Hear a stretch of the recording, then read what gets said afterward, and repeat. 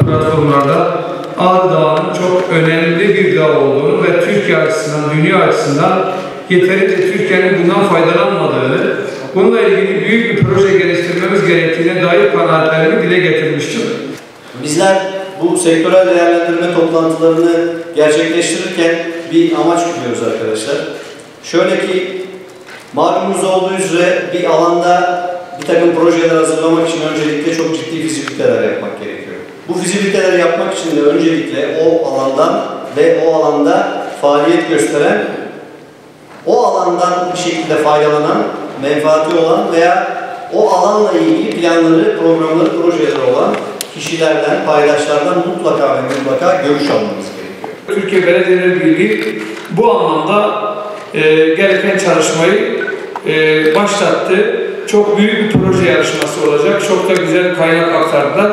Dolayısıyla böyle büyük bir projenin en kısa zamanda Ağrı için çok büyük bir kazanç olacağına inanıyorum. Şimdi biz bir hayal kurmuştuk. Hayalimiz şuydu: yurt dışından gelen bir turist Ağrı Havaalanı'na indiği zaman onu alıp götürüyoruz. Nereye? Ağrı Dağı'nın hemen eteğinde oluşan hobi bahçeleri, Mardin evleri gibi evler, konaklama yerleri. Orada insanlar misafir olarak geldiklerinde bizim hayalimiz neydi? Kayak pistleri. Ki Ağrı Dağı buna uygun. Bunu Kayak Federasyonu Başkanı da biliyor. Diğer arkadaşlar da biliyor. Paintball yerleri, bungalov tipi oteller, tek kişilik kalma yerleri, 4000 metreye devasa bir Nuh'un gemisi.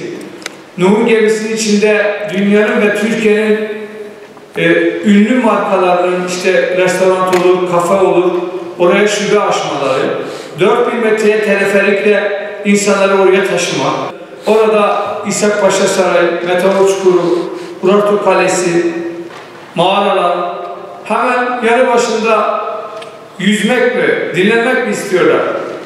Diyadin kaplıcaları, Taşçay'ın hemen üst tarafında pullu kırmızı alabalıklarıyla ünlü bizim balık gölümüz var.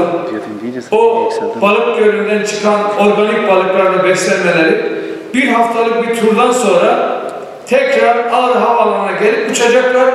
Uçmadan önce Ağrı'da kurulacak olan Büyük Nuh'un Müzesi'ni dolaşacaklar ve gidecekler. Hz. İbrahim'i ziyaret için milyonlarca insan gidiyor. Ama her ne hikmetse Hz. Nuh için kimse gelmiyor.